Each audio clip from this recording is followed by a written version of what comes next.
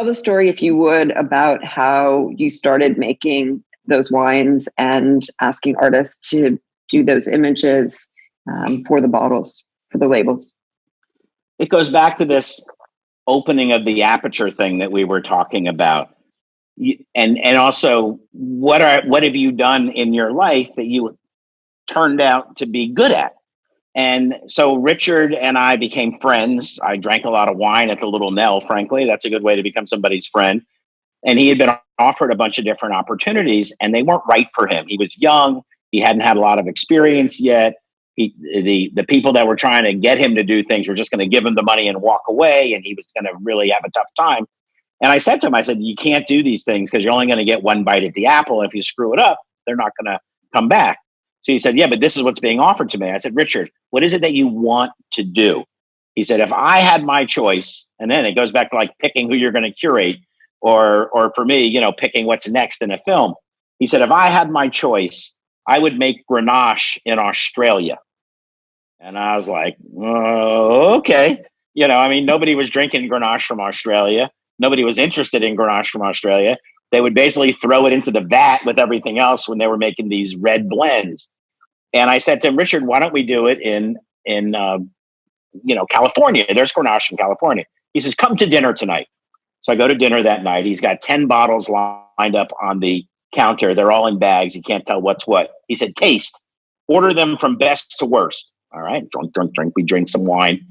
I order them best to worst. He goes, now watch.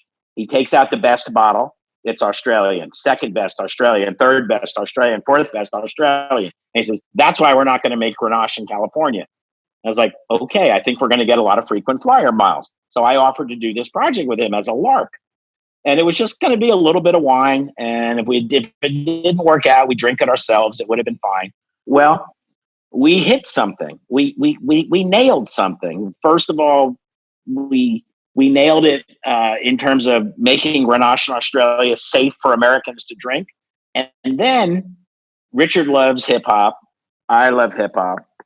I love contemporary art. Richard was learning a lot about contemporary art. I said, why don't we ask my friends to do the labels? And he said, great.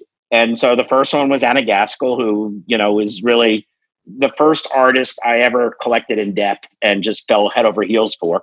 And that's how that happened. She had done a drawing for my birthday of a woman who was head over heels. We now recast as being head over heels for our Grenache, of course. And then we asked people like Jim Lambie and Isaac Julian. We asked Raymond Pettibone. As soon as Raymond did it, everybody wanted to do it because Raymond's like the coolest guy in the world. Everybody, loves Raymond. And we actually wound up having Mark Rochon do it, which was really incredible. I'm trying to think of Liam Gillick, and there might be one or two others, but we took things we cared about and again melded them with things that we were trying to do. We took ideas that we had that we cared about deeply and put them together, and it became a really big thing. We sold the company in 7 or 8 years to a public company. And it worked out pretty happily for both of us. Nobody makes money making wine, but we happened to. We just got very fortunate, and it blew up. And we did a good job, I think, in making people care about our wine.